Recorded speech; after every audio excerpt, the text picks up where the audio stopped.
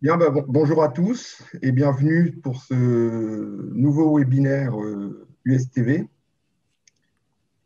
qui va concerner donc le verre et le contact alimentaire. Donc, vous aurez deux présentations, une par Xavier Capilla, donc, qui est responsable environnement pour l'Institut du verre, et une par Gauthier Vincent, qui est responsable technique dans la société Cicada. Donc, vous connaissez maintenant le principe, hein, donc je vais être votre modérateur. Donc, je suis François Méhard. Alors, pour ceux qui ne me connaissent pas, parce que c'est vrai que je suis un peu discret, je suis maître de conférence à l'Université de Lille et j'ai été à l'époque donc secrétaire du GDR Vert. Donc, n'hésitez pas à m'envoyer vos questions en direct que je poserai donc à la fin des deux présentations. On reprend l'ordre normal. Je vous prie de m'excuser pour ces quelques minutes.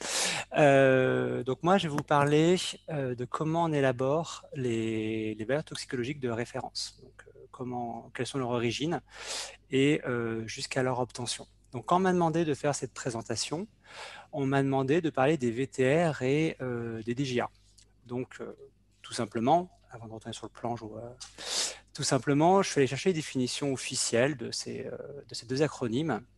Donc, la VTR, j'ai pris la définition de l'ANSES, donc définition française, et la DGA, j'ai pris une définition européenne. Donc, la VTR, vous pouvez lire que c'est un indice qui va permettre une comparaison d'un danger d'une substance vis-à-vis d'une exposition pour voir s'il y a un risque ou non. Une DGA, si vous lisez la définition, vous allez voir que c'est plus ou moins la même chose, à part qu'on va être un peu plus spécifique, puisque là, on parle de substances présentes dans l'aliment ou dans l'eau potable. Donc finalement, quand on parle de VTR ou de DGA, déjà là, à la base, il y a un petit mélange, puisque la VTR, c'est le terme générique pour toutes les valeurs seuil toxicologiques dont je vais vous parler, et la DGA, c'est une espèce de VTR, c'est un indice qui est spécifique. Il y en a plein d'autres, des VTR. Là, je vous ai mis, il y en a plein qui apparaissent. J'ai mis 3 petits points sur la fin, puisque il y en a beaucoup sur les contextes. Donc là, la première, c'est la EGL. La EGL, c'est une VTR américaine, nord-américaine, qui a été établie pour les situations accidentelles, pour l'inhalation, pour la population générale. Vous avez la DINEL, vous avez dû entendre parler, c'est une valeur réglementaire faites par les industriels dans le cadre des dossiers d'enregistrement en REACH pour les différentes voies d'exposition, donc ingestion, orale, cutanée, et les différents types de populations, travailleurs et population générale. Voilà, donc là, on en a plein. Vous avez d'autres. RFD, c'est une valeur chronique par ingestion faite par l'USEPA. Et la RFC, c'est sa sœur jumelle, c'est la même chose, à part que là, c'est pour l'inhalation. Donc tout ça, toutes ces définitions, si vous avez un peu vu les différents mots que j'ai utilisés, il y a toujours un peu les mêmes termes qui reviennent. C'est ce qui définit la VTR. Donc, si je les reprends de manière plus structurée, une VTR, le type de la VTR va se définir déjà suivant sa voie. On n'aura jamais une VTR qui va être globale. On peut en voir quelques-unes, mais c'est vraiment très spécial et c'est plus une approche toxicologue, on n'aime pas trop. Donc, on va regarder une voie, d'abord soit ingestion, inhalation ou cutanée, qui sont les 3 grandes voies qu'on prend dans le cadre des évaluations de risque. Tout ce qui est sous-cutanée, intraveineuse, on ne prend pas, puisque ce n'est pas une exposition que vous avez au jour le jour dans le fonctionnement normal. Pourquoi on va regarder chaque voie différemment? Parce que la substance n'agit pas de la même manière suivant sa voie. Une substance que vous allez inhaler, suivant sa taille, elle va plus ou moins atteindre les poumons, donc elle va diffuser dans l'organisme si elle atteint les poumons. Si elle est un peu grossière, un peu grosse, suivant son diamètre moyen, elle va rester au voie respiratoire supérieure. Elle ne va pas diffuser dans l'organisme. Une protéine, une substance qui est une protéine et qui a un effet, si vous l'ingérez, elle va se trouver dans l'estomac, un pH de 4,5, elle va être dégradée, elle n'aura pas d'effet, la protéine. La protéine donnée par un autre moyen aura un effet. Donc voilà, la voie est extrêmement importante puisqu'une substance peut être dangereuse par ingestion et sans danger par inhalation et inversement. Deuxième grand paramètre, c'est le temps. Donc là, j'en ai mis que deux, c'est chronique et aigu, qui sont les deux principaux. Chronique, c'est la vie tous les jours pendant une vie entière ou une vie de travail. L'aigu, c'est plutôt la situation qui se produit qu'une seule fois, qu'on rapproche plus à la situation accidentelle. Alors pareil, la substance ne va pas agir de la même manière. Dans l'aigu, il faut que la substance ait une quantité beaucoup plus importante pour faire son effet que dans l'aspect chronique.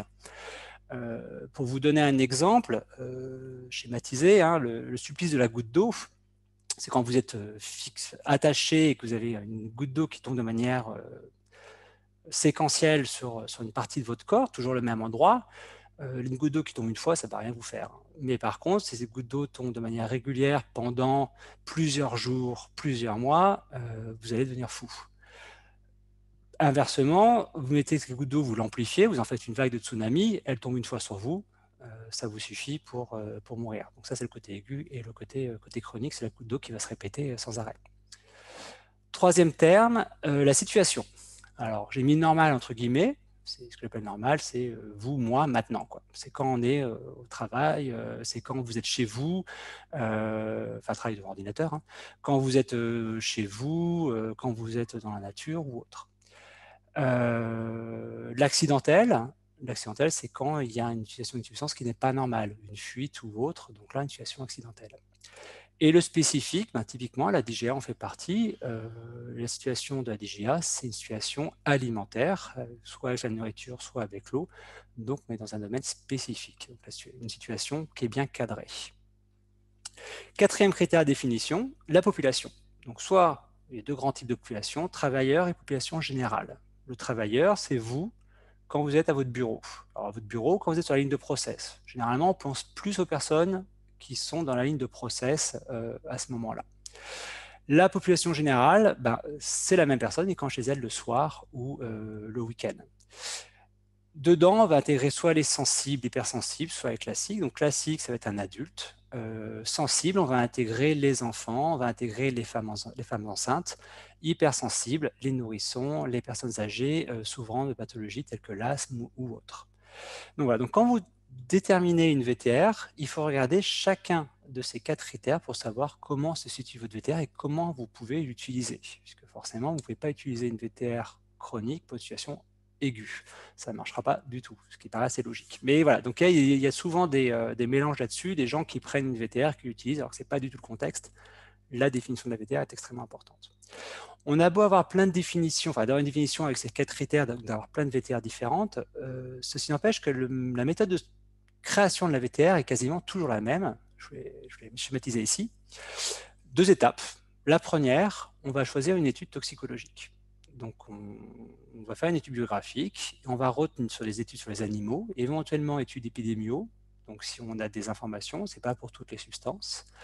On va déterminer l'étude ou les études, si on arrive à homogénéiser un peu les choses, à retenir sur la base des données qu'elle fournit de la qualité. Et on va choisir une valeur clé issue de cette étude, soit directement de l'étude, soit en retravaillant les données brutes de l'étude.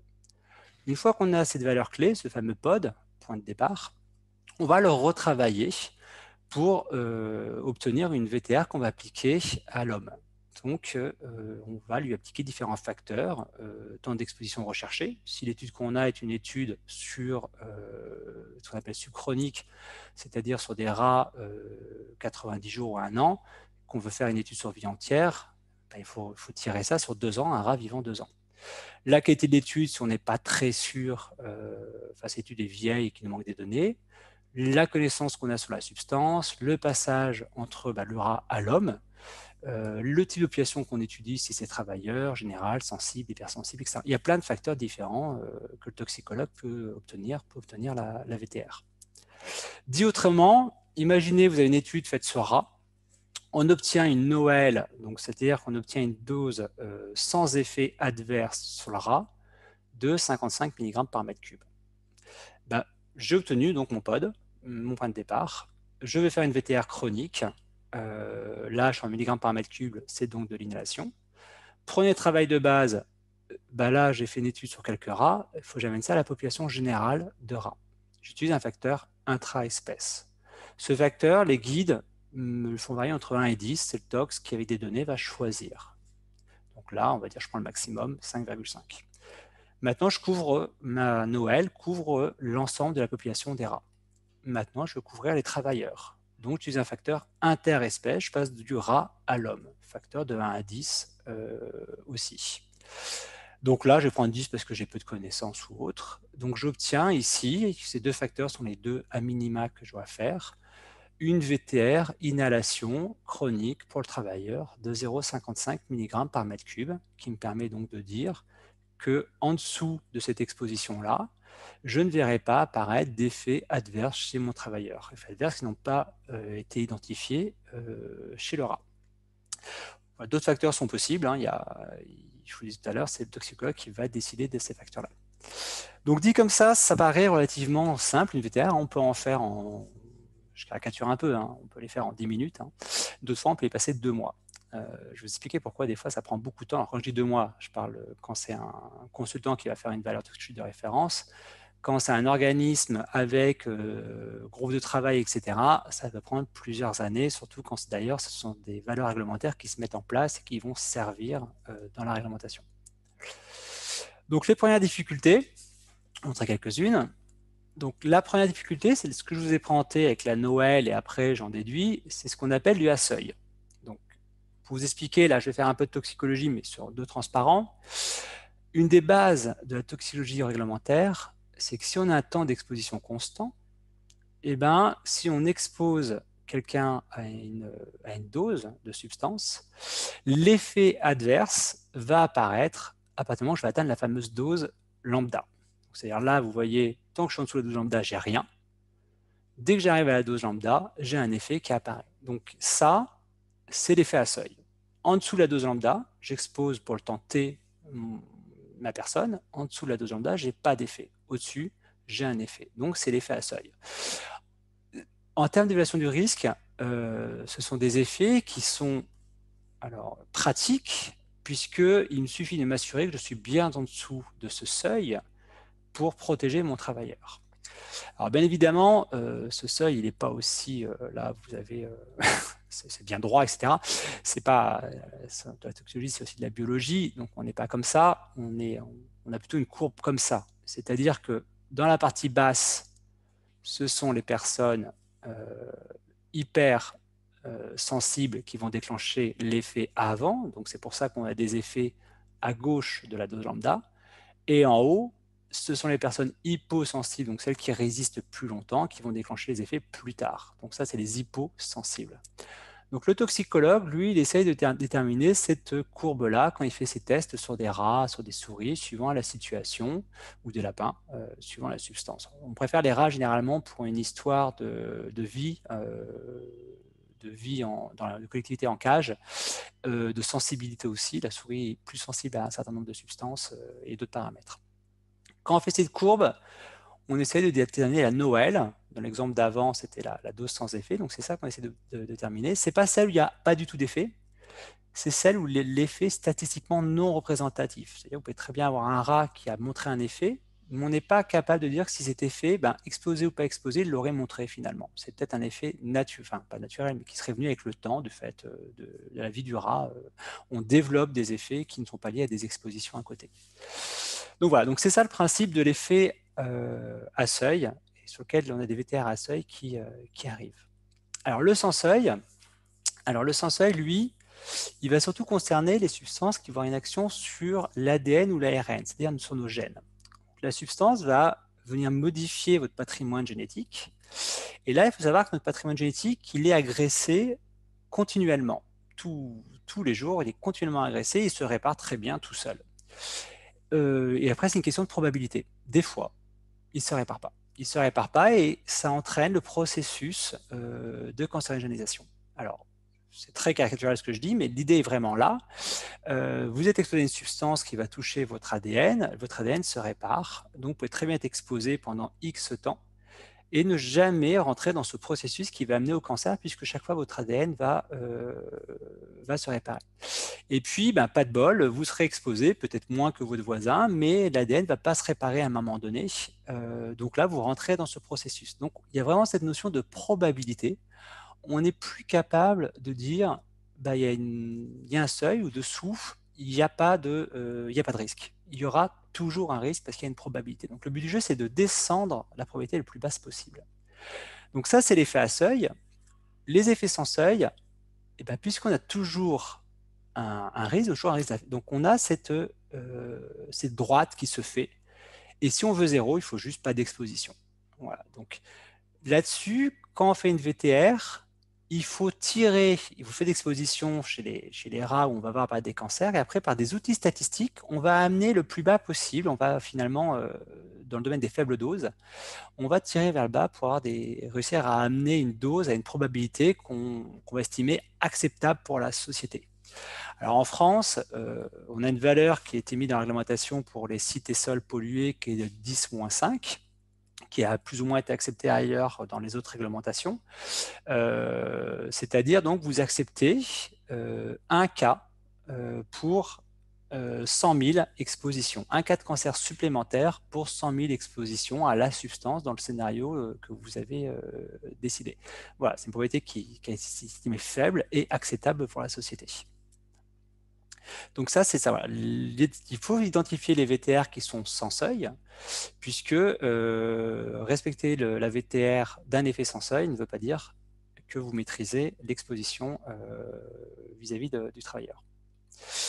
Les autres points, les autres difficultés qui sont liées au VTR et qui sont aussi liées aux remises en cause de la toxicologie alimentaire, c'est la variété interespèce. Je vous ai montré tout à l'heure qu'on est passé du rat à l'homme, on utilise un facteur 10, on utilise un facteur entre 1 et 10, bah, des fois il y a des effets qu'on ne voit pas chez l'animal et qui sont bien présents chez l'homme, ou inversement, des fois il y a des effets qui sont chez l'animal et qui n'existent pas chez l'homme, donc on se protège.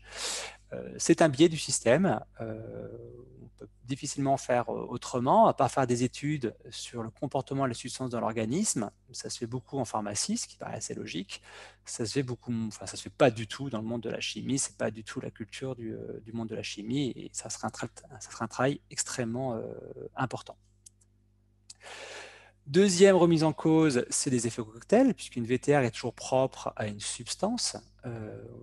On est tous exposés à plein de substances et on ne connaît pas les effets cumulatifs de plusieurs substances à la fois. Est-ce qu'elles vont se compléter? Est-ce qu'elles vont avoir un effet d'additif, de synergie? Voilà, il y a des études qui ont été faites sur certains produits phyto, mais ça s'arrête là. Là-dessus, on est relativement nu. On ne sait pas du tout voilà, quel est l'effet. On n'est pas équipé en évaluation du risque sur cet aspect-là. Et la troisième remise en cause, qui est relativement récente, je vais comparer aux deux autres, hein, c'est les effets perturbateurs endocriniens. On en parle beaucoup. Vous voyez, on retrouve bien là à droite la courbe classique d'un effet à seuil. Tout simplement parce qu'un perturbateur endocrinien, quand vous mettez dans l'organisme à une dose importante, l'organisme va vraiment le voir comme une substance, un système endocrinien, une substance endocrinienne et exogène, donc à l'extérieur de l'organisme. Il va vraiment le voir comme un intrus, donc il va agir en conséquence. Par contre, cette même substance, vous exposez la personne à des doses très très petites, ben, l'organisme en fait il va croire qu'il est sollicité en fait, que c'est des substances endocriniennes qui ont été relâchées par l'organisme suite à une sollicitation endocrinale, donc il va agir soit par une action positive ou une action négative, mais comme si c'était un ordre qui lui venait du système endocrinien. Donc, ce qui explique qu'à des faibles doses, on voit un effet. Donc, c'est pour ça que les perturbateurs endocriniens ne rentrent pas du tout dans l'aspect toxicologie alimentaire actuel. Ça ne veut pas dire qu'il ne rentrera pas ou qu'on n'aura pas des méthodes, hein. C'est un peu comme les sans seuil. Mais à l'heure actuelle, on a cette courbe-là qui est la courbe des effets des faibles doses, qui, pour gérer, vous explique un peu aussi les difficultés qu'on a sur ces substances. Voilà, donc là, c'était vraiment vous montrer un peu comment la VTR était construite et les problèmes qu'on avait dessus. Donc, pour vous montrer tout ça de manière plus pragmatique, concrète, je vais vous montrer deux exemples. Le barium et le chrome. Le barium est un effet à seuil et le chrome est un effet sans seuil. Vous verrez bien comme ça les deux conclusions. Donc le barium, alors déjà on est dans les métaux. Donc le barium, on va parler de la famille des bariums. Et je vais vous parler de l'élaboration d'une valeur guide pour l'eau de consommation. Alors, dans le cas des métaux, on fait toujours une première analyse sur la famille, puisque quand je parle du barium, il y a plein de composés différents des métaux.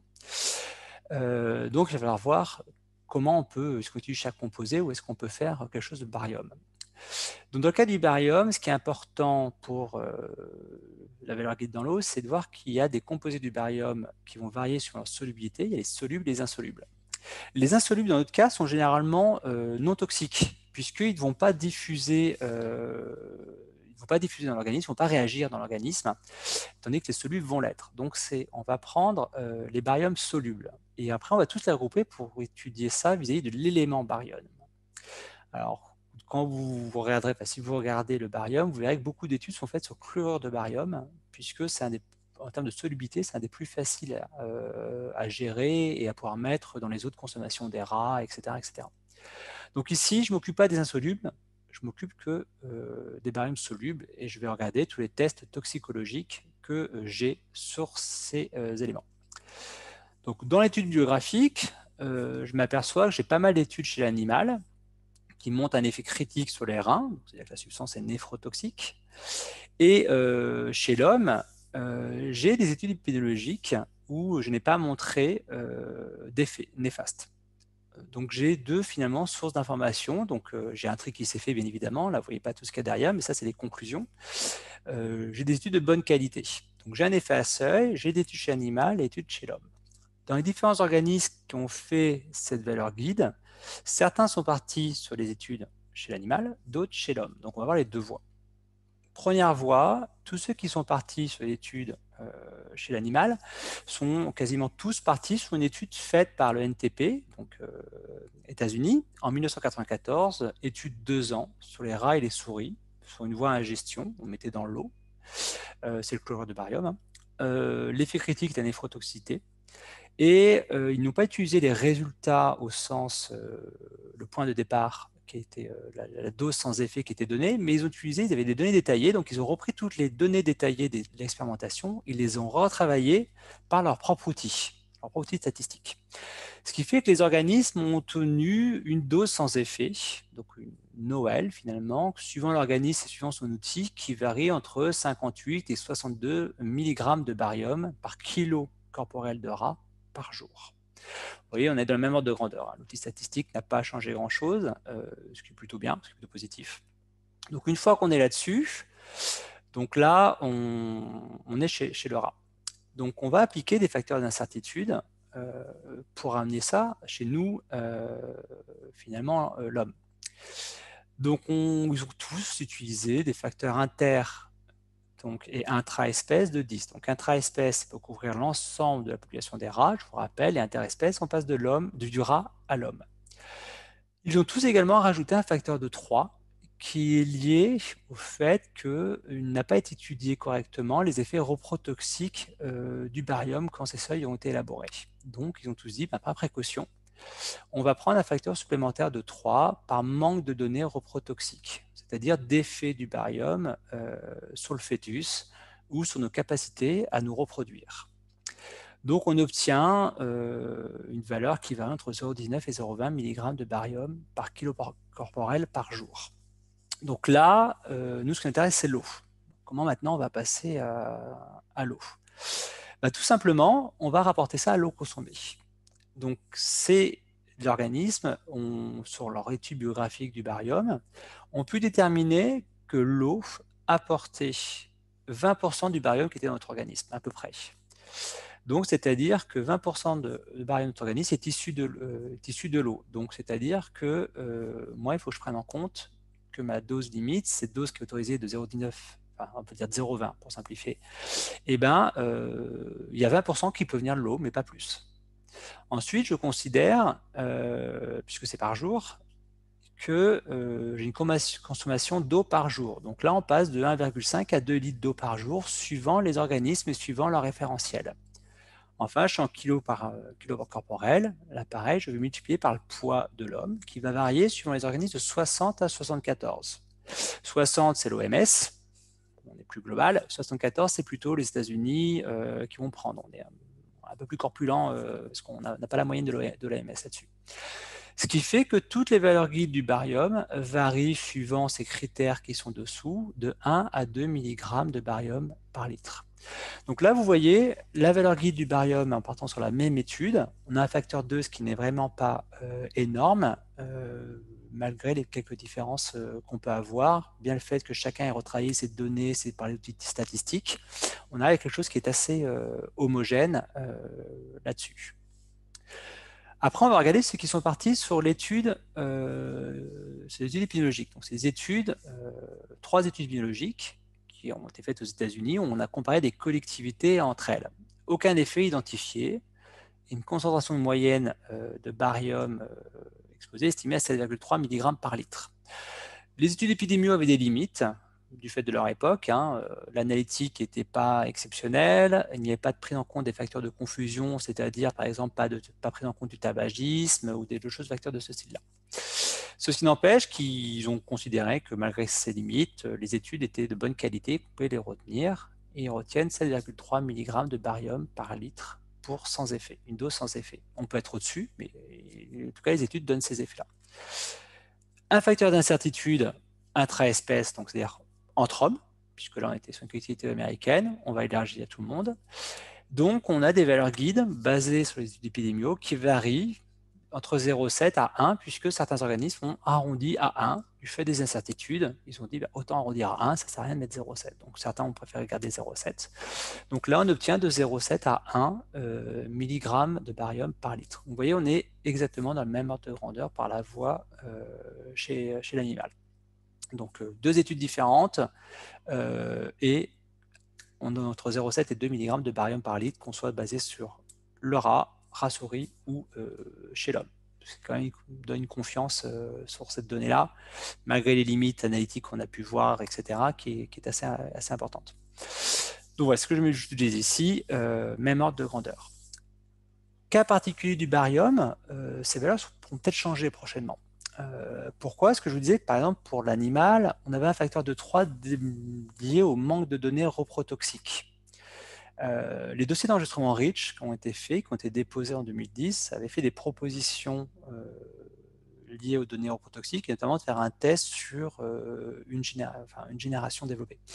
Ce qui a été retenu par l'ECA, ce qui a été fait, le dossier a été mis à jour l'année dernière, fin 2020, avec cette étude-là qui donne des valeurs, des Noël en fait. Enfin, les différentes doses où ils ont été évaluées, il y a donc des Noël qui ont été déterminés, qui n'ont pas d'effet aux doses sur lesquelles les études ont été travaillées. On peut imaginer que les organismes qui ont fait ces valeurs guides avec un facteur 3 de protection aient connaissance de ces études et retravaillent donc leur étude s'ils estiment que c'est urgent, important, etc., dans un temps plus ou moins long, et que ce facteur 3, s'ils estiment les études de bonne qualité, bien faites, etc., que ce facteur 3 disparaisse. Donc on passerait, je vous disais de 1 à 2, ben on passerait de 3 à 6. L'ordre de grandeur, c'est toujours le même, mais on ferait voilà. Ça, c'est pour vous montrer qu'un seuil vit. Un seuil, une fois qu'il est fixé, ce n'est pas gravé dans le marbre. Suivant les données, il va évoluer en plus ou en moins. Il peut évoluer. Alors, généralement, il évolue toujours un peu en moins quand même, ça il faut l'avouer, mais il peut évoluer dans les 2 sens. Et ça me permet de passer au chrome. Donc le chrome est un exemple d'un seuil qui a évolué fortement, je crois que c'était en 2014. Donc le chrome, pareil, je vous parlais aussi des VLEP. On va quitter les DGA, mais la VLEP est un exemple qui est établi par la France, est un exemple qui est très intéressant pour l'évolution d'un seuil. Même principe que le barium, je étudier la famille. Donc là, on regarde l'aspect cancérogène, donc l'effet sans seuil. On a 2 chromes, hexavalent, trivalent.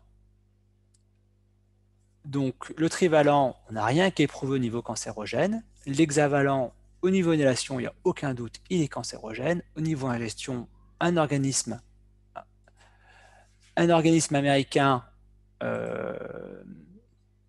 d'accord, un organisme américain le dit, il serait cancérogène par ingestion. Tous les autres, européens, etc., disent non, on n'a aucune preuve qu'il soit cancérogène par ingestion. Pour l'instant, attendez.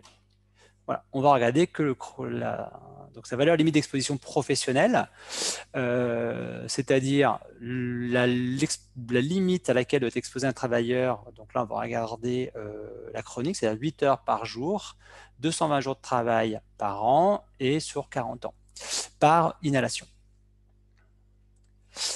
Même principe, on fait les études biographiques, et là, on tombe, c'est un peu particulier, hein, je vous ai dit qu'on n'avait pas souvent d'études sur l'homme, mais de substances que je vous montre ont beaucoup d'études épidémiologiques. On a de nombreuses études épidémiaux sur des travailleurs associés à différents procédés qui utilisent du chrome 6, donc différentes formes de chrome 6, et en plus de bonne qualité, qui ont été réalisées, qui ne sont pas vieilles, 86 à 2006. Donc on a des bonnes études. Donc on part là-dessus. Donc juste pour la petite histoire, l'ancienne VLEP était de 50 microgrammes par mètre cube. Donc on ne pouvait pas dépasser cette mesure-là. Donc elle était issue d'une méta-analyse, c'est-à-dire d'une analyse de plusieurs études épidémiologiques basées 94. Et la nouvelle est basée sur une étude de cohorte de GIP qui date de 2000, qui est en fait un assemblement de 3 études épidémiologiques avec des populations de référence US et Pays-Bas. Exposition professionnelle continue de 20 ans à 65 ans avec un scénario qui correspond parfaitement au scénario des substances cancérogènes, c'est-à-dire une vie entière. Parce que je vous disais, le principe des VLEP chroniques, 8 heures par jour, 5 jours par semaine, 200, alors je vous dis 220, c'est 240, ça dépend des références, 240 jours par an et 40 là c'est 45 ans de vie professionnelle. Dans ces études, en plus, on a pris en compte les facteurs de confusion, le tabagisme, important dans le cas des cancers, ou autres. Donc, études de très bonne qualité. Ils ont donc travaillé, ils ont pris toutes les données, et puisque je vous rappelle, là, on est dans le cas du sans-seuil, ils ont utilisé un modèle, ce qu'on appelle un modèle linéaire, pour justement tirer ça dans le domaine des faibles doses, pour obtenir donc une probabilité d'apparition de cancer. Ils ont obtenu qu'à 1 microgramme de chrome 6 par mètre cube, on avait un risque de 10 cas de cancer supplémentaires pour 1000 travailleurs qui étaient exposés dans le scénario 8 heures par jour, etc. etc. Donc, une probabilité quand même qui est loin des 10-2. C'est une probabilité qui est de 10-5. Le seuil est 10-5, là on est à 10-2. Donc on est quand même loin. Donc toujours avec leur outil, ils se sont dit, on va tirer.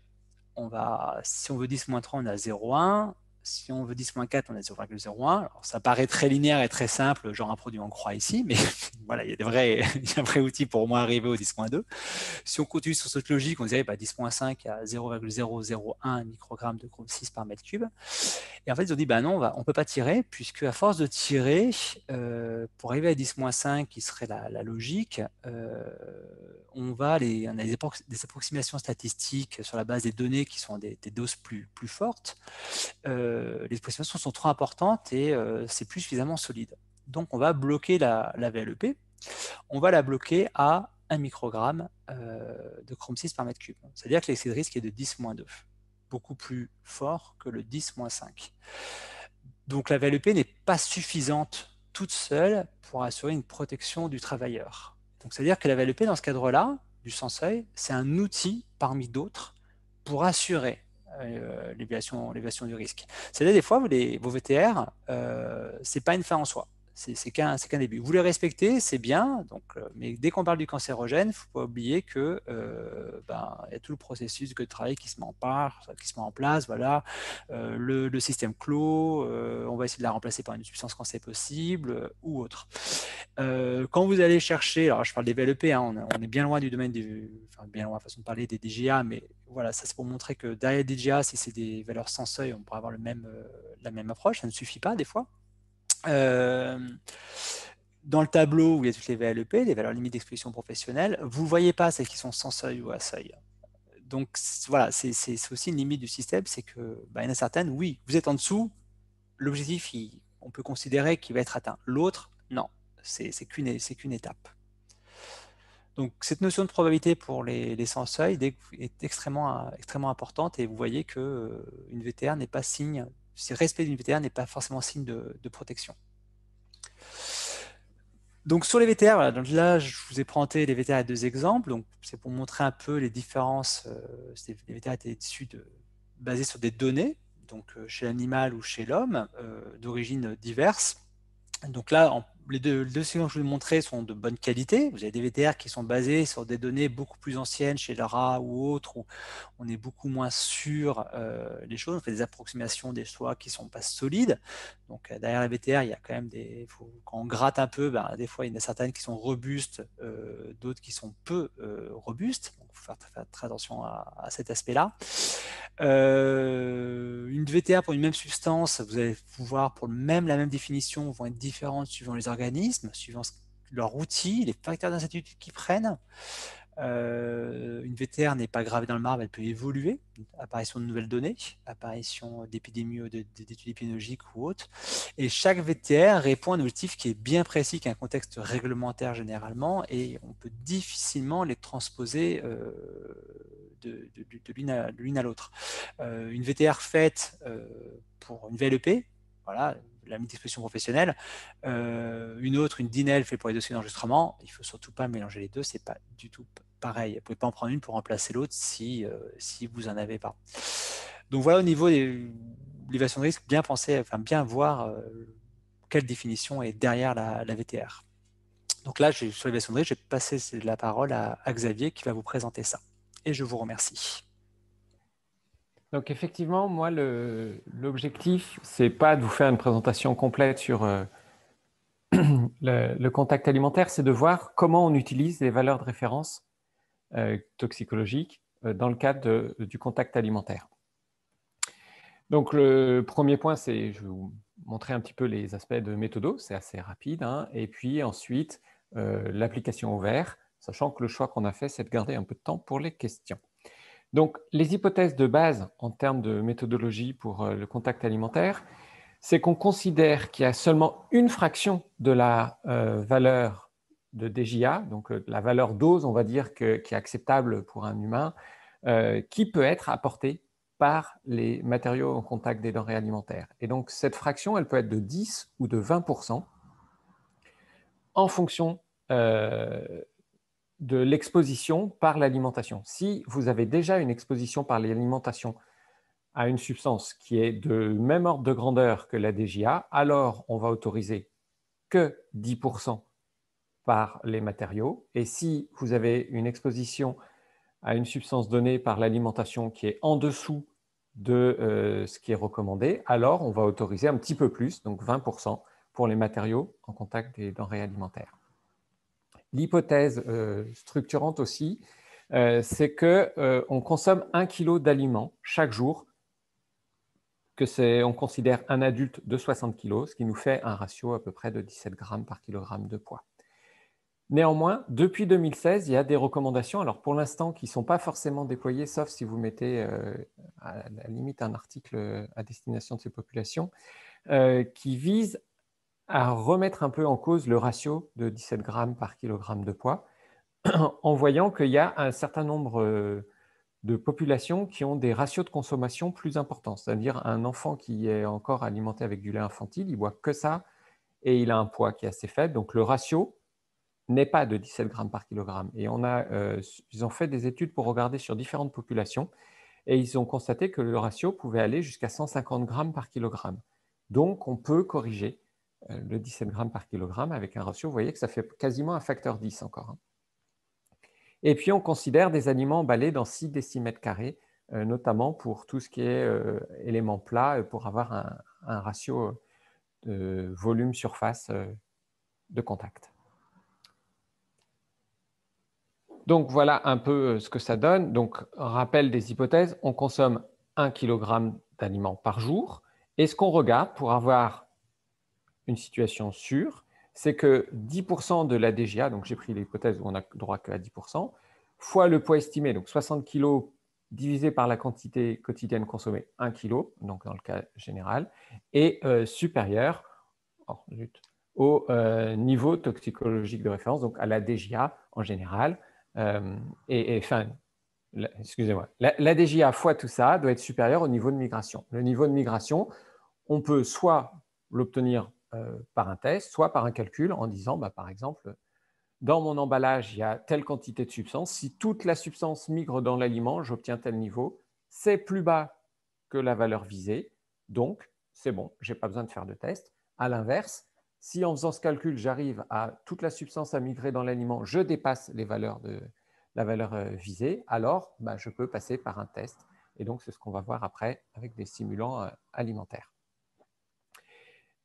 Donc, je reprends l'exemple, et c'est ce que disait Gauthier précédemment. J'ai repris le même exemple simple que Gauthier en disant, par exemple, pour le barium, donc si on a le barium qui est une substance à seuil, c'est assez simple, puisque moi j'ai mis l'acronyme anglais, TDI, c'est la DGA. On a une DGA qui est de 0,21 mg par kilogramme de masse corporelle par jour. Et donc, on alloue 10% au contact alimentaire, ça nous fait 1,2 mg par kilogramme de migration dans l'alimentation pour un adulte de 60 kg consommant 1 kg d'aliments. Néanmoins, on n'a pas toujours de DGA parce que soit elles n'ont pas été établies, il existe des substances pour lesquelles il n'y en a pas, et soit parce qu'on n'arrive pas à établir une DGA parce que c'est une substance sans seuil. Donc, en théorie, il y a quand même une valeur recommandée, mais le choix qui peut être fait, c'est de choisir une autre valeur de référence. Et donc, par exemple, pour le plomb, on a choisi d'utiliser la valeur qui entraîne des effets chez 1% de la population, ce qui est loin du seuil de 10-5 de tout à l'heure, mais on a jugé que c'était acceptable. Donc, on part avec une valeur de référence de 30 microgrammes par kilogramme. 30 microgrammes par kilogramme, sachant que le plomb, il y a une exposition avec d'autres sources et que le régime alimentaire conduit à une exposition qui n'est pas loin de la valeur, enfin qui excède même la valeur de 30 microgrammes par kilogramme. Donc, on a le droit qu'à 10% qui est apporté par les matériaux en contact des denrées alimentaires, ce qui fait 3 microgrammes par kilogramme. Et là, on se heurte à un problème de mesure, c'est-à-dire qu'à force de prendre des facteurs de sécurité, on arrive à une valeur qui est difficilement mesurable dans une ambiance, on va dire, classique. Et donc, on a réajusté cette valeur de 3 à 10 microgrammes par kilogramme. Et c'est la valeur qu'on verra qui a été retenue. Alors maintenant, quel test faut-il faire quand on arrive à la conclusion qu'il faut faire un test pour savoir quelle quantité ou quelle concentration de la substance va se retrouver dans l'aliment? Donc, les tests, ils peuvent être différents suivant les matériaux pour se placer dans les pires cas. Donc, il y a d'ailleurs, avec un S, c'est bien aussi à pire. Les simulants alimentaires vont varier en fonction du matériau et de l'usage que vous avez. Donc, pour le plastique, on a élaboré un certain nombre de simulants, par exemple les corps gras, les corps, et on a plus acide ou pas, et on a élaboré une liste de simulants qui doivent correspondre à l'usage qui sera fait de l'emballage. Donc ça varie suivant les aliments qu'on va mettre. Et donc, ce qui veut dire aussi que l'aptitude au contact alimentaire, elle peut être sous condition. Vous êtes apte au contact alimentaire pour tel type d'aliment. Et donc, ce qui peut aussi poser la question de la réutilisation. Lorsqu'on met apte au contact alimentaire, on ne sait pas forcément ce que mettront les clients ou les consommateurs dedans après. Et donc, peut-être qu'il y a un risque éventuellement de sortir du cadre d'usage. Heureusement, pour le verre, nous, on n'a pas cette problématique.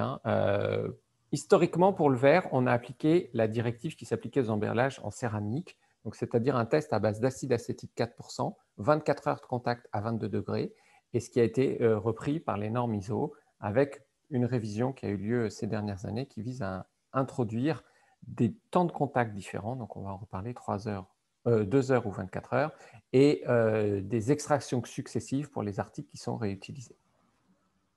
Donc, les tests ont évolué et pour mieux représenter les conditions d'usage des articles, donc en verre et en céramique.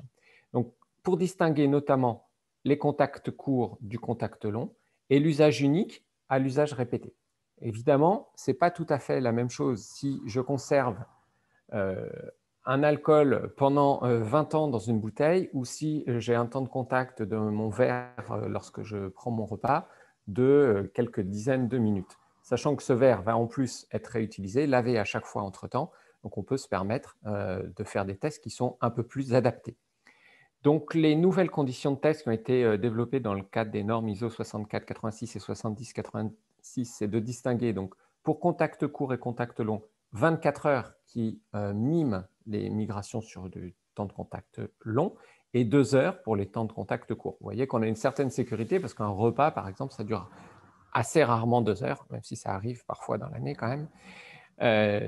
Et on a aussi pris en compte l'usage unique avec une seule extraction ou un usage répété avec 3 extractions. C'est-à-dire qu'on regarde à la 3e extraction. Ce qui fait que si je couple l'ensemble des possibilités, en théorie, je peux avoir 4 méthode de test, 2 heures une fois, 2 heures 3 fois, 24 heures une fois, 24 heures 3 fois. Même si j'avoue que je ne connais pas forcément beaucoup d'exemples en 2 heures une fois. Néanmoins, ce qu'on a constaté, ce que les études montrent, c'est que la migration dans l'acide acétique reste en moyenne supérieure à celle dans l'alimentation. Donc, c'est des tests qui avaient été faits sur de vin blanc, par exemple, avec un facteur 2. Donc, ça, c'est un point sur lequel je reviendrai par la suite. Donc, voilà pour la méthode. Donc, vous avez compris qu'en fait, en gros, si je résume, pour établir les DJA, on prend déjà un certain nombre de facteurs de sécurité, donc pour passer entre espèces, au sein de l'espèce et en fonction de la qualité des données. Et nous, on réapplique un facteur qui n'est pas finalement du même ordre, hein, mais qui revient à diviser encore par 10 la valeur toxicologique de la référence en disant que le matériau en contact des denrées alimentaires n'est pas la seule source d'exposition à une substance. Et donc, pour tenir compte des autres sources qu'on ne sait pas forcément quantifier, on introduit ce facteur de 10%. Donc, actuellement, le verre ne fait pas l'objet d'une réglementation harmonisée. Ça ne veut pas dire qu'il n'y a pas de réglementation, puisque bien sûr, il y a la réglementation au niveau européen, la réglementation générale, donc qui date de 2004, la réglementation 1935-2004, qui encadre de manière générale les articles au contact des aliments, et de manière globale, on applique la directive de 1984 sur les articles en céramique, et qui limite la migration pour le plomb et le cadmium, avec notamment pour le plomb une limite qui est très élevée, qui est à 4 mg par litre de migration. Comme il n'y a pas de réglementation harmonisée au niveau communautaire, un certain nombre de pays, Italie, Pays-Bas, France, ont développé leur propre réglementation. Et donc en France, on est réglementé sur plomb, cadmium, mais aussi sur chrome, aluminium, arsenic et cobalt.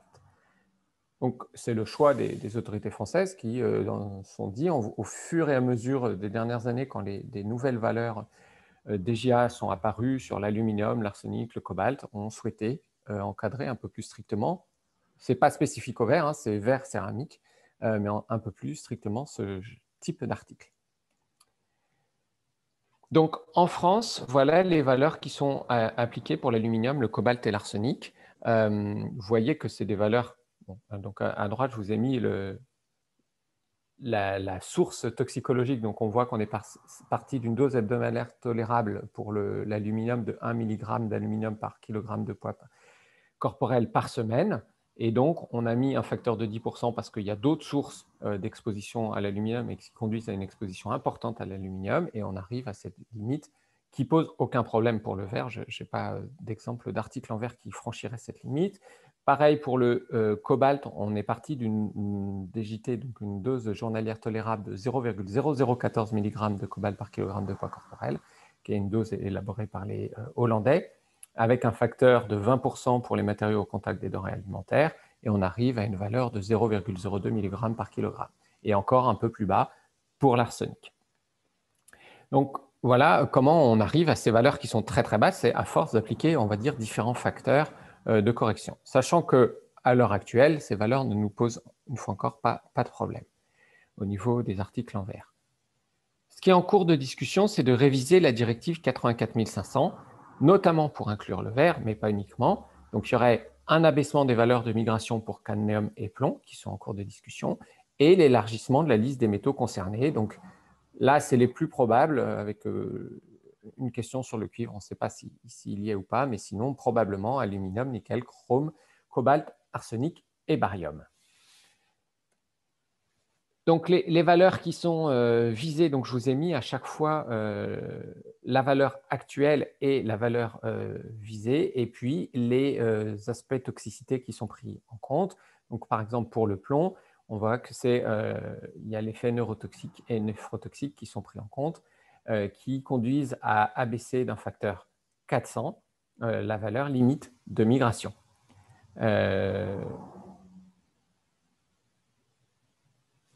Donc, on voit qu'on atteint des valeurs qui sont très, très basses.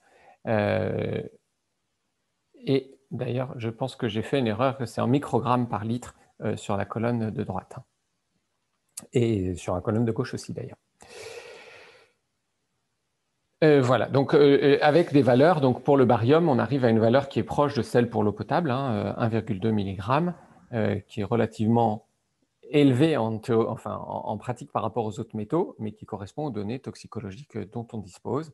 Et on voit que pour le chrome, ce qui est proposé, c'est que le chrome 6 soit interdit, puisque comme l'a souligné Gauthier tout à l'heure, il est considéré comme cancérigène, alors que pour le chrome 3, il y a une autorisation sous réserve que ça soit du chrome 3. Donc, il reste un certain nombre de questions à résoudre, notamment, est-ce qu'au niveau des tests de migration, il n'y a pas une surestimation des niveaux de migration? Donc, on a vu qu'il y avait un facteur 2 entre la migration dans le vin et la migration dans l'acide acétique 4%, ce qui pose une question, parce que si on applique à chaque fois des facteurs, même un facteur 2, c'est quand même encore un facteur supplémentaire, et ce qui peut amener à des valeurs qui sont difficilement atteignables. Et puis, il y a potentiellement une surestimation de l'évaluation de l'exposition par les hypothèses, c'est-à-dire dans la méthode, on considère qu'on consomme 1 kg d'aliments emballés dans l'emballage, ce qui de fait est rarement le cas parce que vous mangez rarement 1 kg d'un aliment qui a été emballé, de l'ensemble des aliments que vous consommez n'ont pas tous été emballés dans le même type d'emballage, donc vous n'êtes pas exposé aux mêmes substances, et donc on peut se dire que finalement il y a un facteur de sécurité intrinsèque à la méthode qui est employée. Alors, pour conclure, et comme ça on aura le temps de quelques questions, les valeurs sont de plus en plus basses. C'est effectivement très très rare que lorsqu'il y a des révisions, on rehausse des valeurs, et ça vient de plusieurs facteurs. Ça vient du fait qu'on a de plus en plus de données toxicologiques, puisque chaque fois qu'on développe des nouvelles études, ça s'ajoute aux données existantes, qui étudient des données, des doses de plus en plus faibles et des effets de plus en plus fins. Donc c'est normal. Certaines études qui pouvaient ne pas avoir identifié d'effets il y a une trentaine d'années à un niveau d'exposition, avec la même étude maintenant, on identifiera un effet parce qu'on aura regardé quelque chose de plus détaillé. Il y a beaucoup d'autres réglementations qui évoluent en parallèle de la réglementation sur le contact alimentaire, protection des salariés, protection de l'environnement. Et donc, il n'y a pas que la réglementation contact alimentaire qui peut contraindre les verriers à évoluer. Et bien sûr, je pense que c'est important de rappeler que le verre est un matériau sain et que dans l'immense majorité des cas, on n'a pas du tout de problème avec les valeurs, aussi basses soient-elles, les valeurs envisagées, aussi basses soient-elles, et que du coup, on n'est pas inquiet par rapport au respect de ces valeurs. Après, il y a quelques cas, peut-être qu'il faut qu'on regarde de manière plus attentive, mais ça reste des cas particuliers. Voilà, je vous remercie pour votre attention, et si vous avez des questions, je pense qu'on se fera un plaisir avec Gauthier d'y répondre. Merci Xavier. Alors, pour le coup, je n'ai pas beaucoup de questions. Je vais quand même. Donc, j'ai quand même là. Xavier, si tu peux juste expliquer ce que veut dire LMS. Oui, je l'ai mis dans le chat, c'est limite de migration spécifique. Ah, c'est-à-dire qu'en gros, c'est une limite de migration qui a été calculée pour une substance donnée. Parce que sinon, vous pouvez avoir des limites de migration génériques, en théorie, qui pourraient s'appliquer. Donc, voilà, on n'a pas… Là, nous, pour le verre, on est concerné principalement par des limites de migration spécifiques qui ont été calculées substance par substance. D'accord. Une autre question donc, concernant le chrome 6. Et donc, la personne se pose la question, connaissons-nous le risque lié à la fraction soluble? Le risque lié, j'ai pas entendu la… Le risque lié à la fraction soluble. Le risque lié à la fraction. Alors là, le chrome 6 qu'on a regardé, nous, c'est pour l'inhalation. Donc je pense que là, la question est plus liée à l'ingestion, j'imagine, si on parle de l'aspect soluble. Donc au niveau de l'aspect cancérogène, la réponse c'est ce que je vous disais. Par contre, à l'aspect non cancérogène, le chrome a des VTR par ingestion, c'est sur son nom, je ne les connais pas par cœur. Mais il a des VTR par ingestion aussi là-dessus.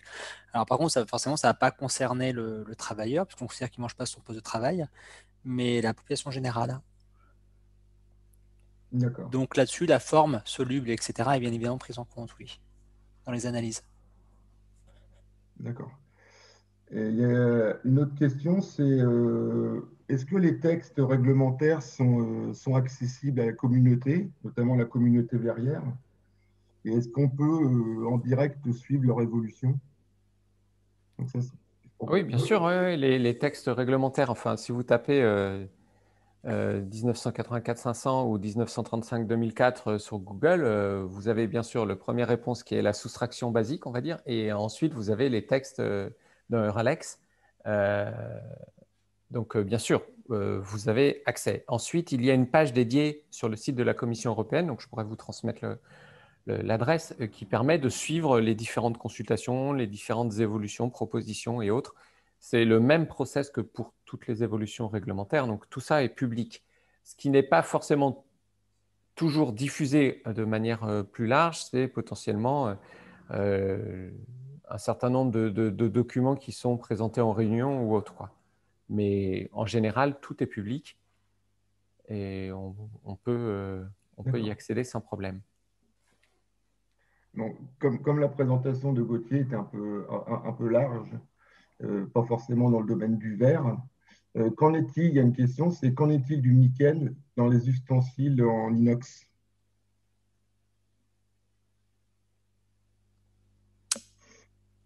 Joker. C'est pas mon domaine pour moi, je suis désolé. Toi, Xavier, je sais pas, mais là-dessus. Alors, c'est clairement, il y a un certain nombre de métaux qui, forcément, quand vous parlez d'emballage ou de matériaux en contact des denrées alimentaires qui contiennent ces métaux, qui migrent quand même, hein. Donc, effectivement, je pense qu'en termes de réglementation, le fait qu'il existe des matériaux en contact des denrées alimentaires en inox protège de seuils qui soient extrêmement bas pour les autres matériaux. Néanmoins, pour autant que je sache, je n'ai pas connaissance de problématiques spécifiques de migration. Par contre, je ne connais pas leur valeur, hein. Je ne sais pas, je suis incapable de vous dire quel est l'ordre de grandeur de migration du nickel d'une casserole en inox. Ça va faire le lien, merci Xavier, ça va faire le lien avec la question suivante. Parce que là, il s'agissait du nickel et la question suivante, justement, c'est l'ordre de grandeur de migration du cobalt dans un verre bleu foncé au.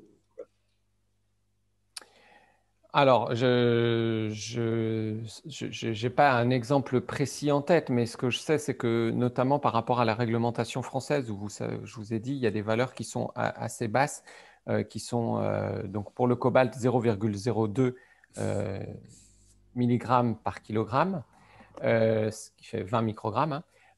Je n'ai pas connaissance d'articles en verre produits en France, et on en a testé, je pense, maintenant pas loin d'une bonne soixantaine, qui présentent une valeur au-delà de ce seuil.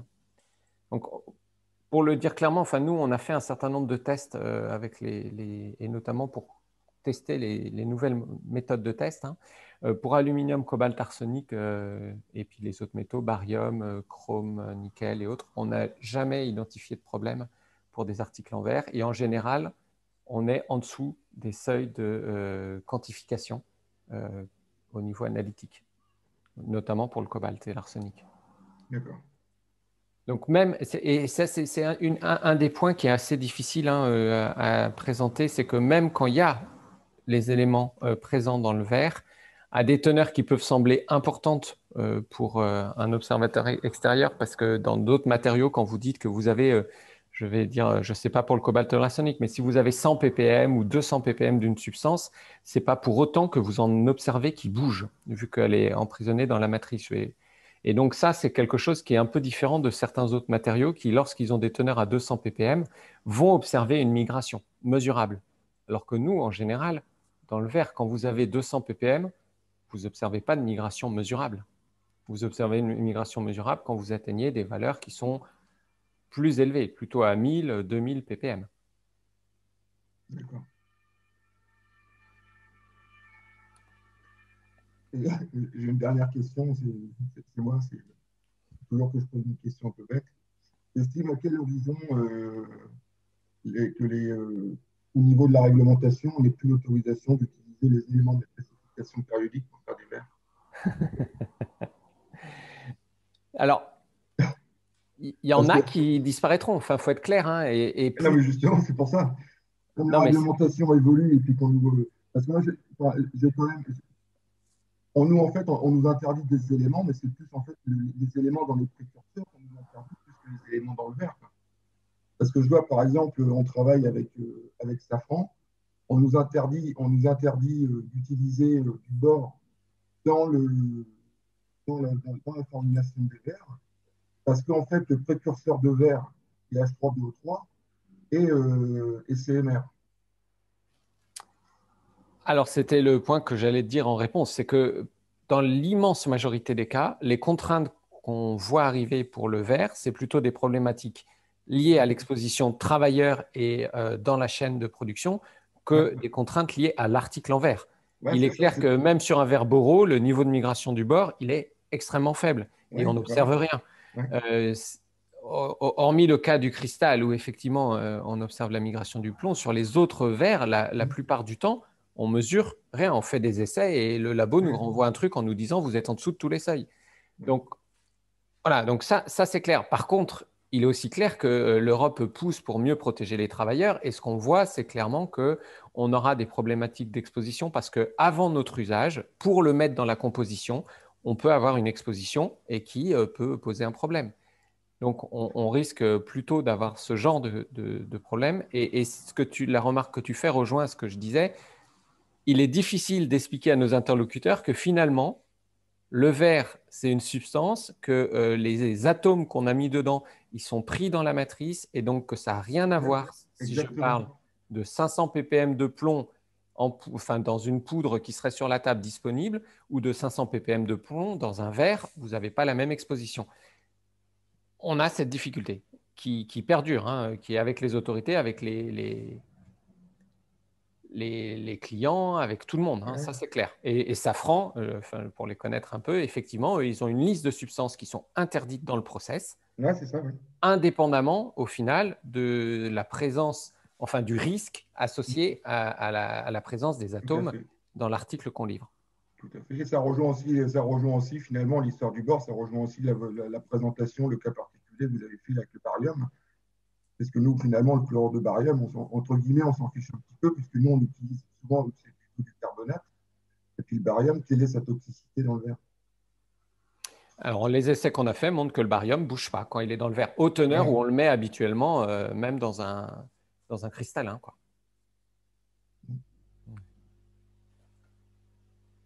Bien, bah, vu l'heure, je vais arrêter là les questions. Je vais vous rappeler, merci beaucoup Gauthier Je vous en prie. Merci à vous, en tout pour cas, votre aussi. présentation. Merci Xavier. Je t'en prie.